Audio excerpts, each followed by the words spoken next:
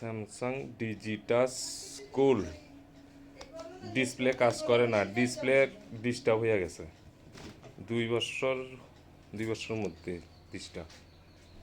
কিন্তু ফ্রিজ এমনি কাজ চলতেছে, ফ্রিজের ভিতরে ওই ভিতরটা ঠিক আছে, সব কিছু ঠিক আছে, কিন্তু ডিসপ্লে কোনো কাজই করে না। ডিসপ্লে তো কোনো লাইন নেই। ওই এই জায়গাতে এটা এখন কিতে হয়েছে জানি, তার তো গেছে এই দিক দিয়ে, এখানে মনে কোনো প্রবলেম বা কিতে হয়েছে কিচ্ছু বুঝতেছি না। এবং এটার গ্যারেন্টি নাকি, গ্যারেন্টি ওয়ারেন্টি 1 বছর, কিন্তু আমি এটা কিনছি যে 2 বছর হইতেছে। এখন সার্ভিস করাইতে হইলে পয়সা দিয়ে করতে হইল, ঠিক আছে, কোনো কাজই হইতেছে না।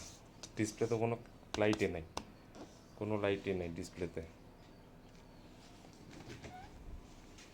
মানে কোনো কন্ট্রোলে করা যাইতেছে না। এমনিতে কিন্তু ফ্রিজ কিন্তু ভিতরে লাইন আছে, এলইডি এটা জ্বলতেছে।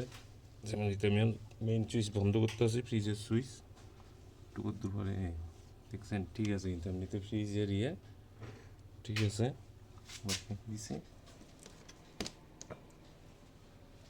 এমনি বরফ টরফ সব ঠিকভাবে হইতে আছে, কিন্তু ডিসপ্লে পুরোই ডিস্টার্ব। ডিসপ্লেতে কোনো লাইনই আইতেছে না, ডিসপ্লেতে কোনো লাইনই আইতেছে না।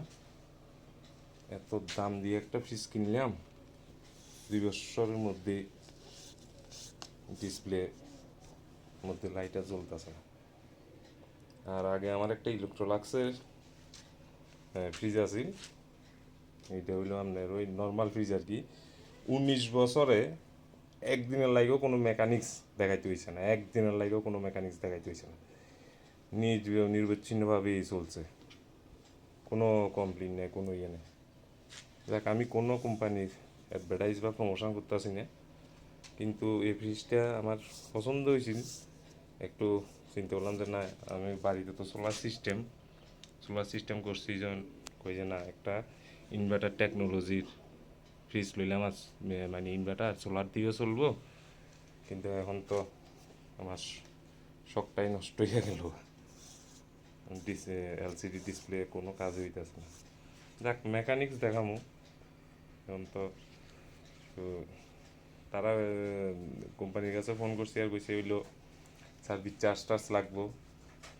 তো এই সাইরার থেকে জানি না, যেহেতু আমার যেন টাকা লাগবো, তো আমি আমার লোকাল টেকনিশিয়ান দিয়ে দেখি কাজ করাই, তারা দেখামো তারা পারে কিনা, এই আর কি।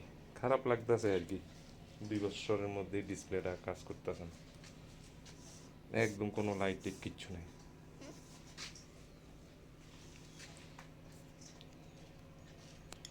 কিন্তু ভিতরে কিন্তু ঠিক আছে, ভিতরে ফ্রিজ কিন্তু আপনার ঠান্ডা টুন্ডা সবই হইতেছে, মানে কোনো কন্ট্রোলে গরম যাইতো না আর কি। ধরেন হঠাৎ করে বাড়াইতে হইব বা কমাইতে হইব টেম্পারেচার আর কি, তো কুলিংটা কমানোও যাইতো না, বাড়ানোও যাইতো না, যে দূর আছে দূরের মধ্যেই থাকবো।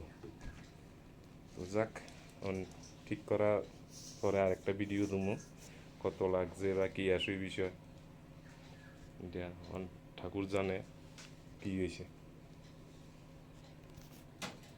নিজের কাছে খারাপ লাগতেছে, এত তাড়াতাড়ি যে একটা জিনিস, এত দামি ফ্রিজ, কিন্তু এখানে একটা লাইটও জ্বলতেছে না। তো পরে আবার দেখা হইব, মেকানিক্সের সঙ্গে কথা কমু, আমি মেকানিক্সের সঙ্গে কথা কইয়া ঠিক করলে এরপরে দিয়া বুঝবো আর কি কত খরচা গেছে, কি আসবে, সেটা নিয়ে আরেকটা ভিডিও দেবো আমি।